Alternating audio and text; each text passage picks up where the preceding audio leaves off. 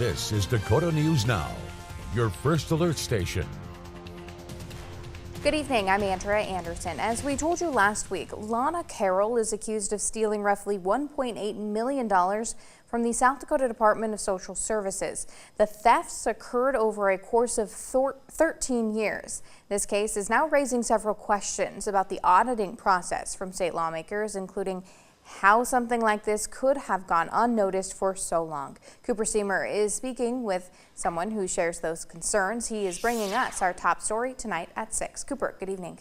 Yeah, Andrea, the waves from Attorney General Marty Jackley's announcement have made it back to Pier, where state lawmakers say that theft of $1.78 million is unacceptable for the people of South Dakota, and they plan to do something about it.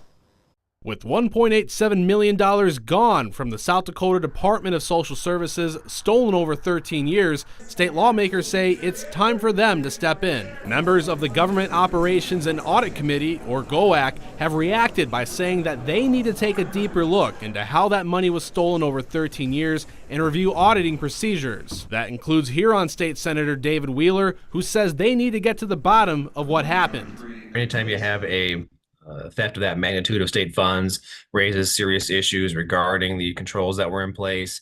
How did it happen? How is it allowed to go on for that amount? Joining him in that sentiment is Brookings State Senator Tim Reed, who on X Friday said that as a member of the committee, he'll be asking to investigate the theft from DSS specifically. Department of Social Services Cabinet Secretary Matt Altoff, meanwhile, says they're working through their own guardrails. In a statement to Dakota News Now, he says DSS staff cooperated completely with the Division of Criminal Investigation and that additional safeguards have already been put into place. Wheeler says they're going to be looking at all of the procedures that were in place, see if they were being followed, and if the right restraints were there at all. It's supposed to be an important issue for the legislature to take up to ensure that the appropriate controls are in place. We don't want something like this happening again.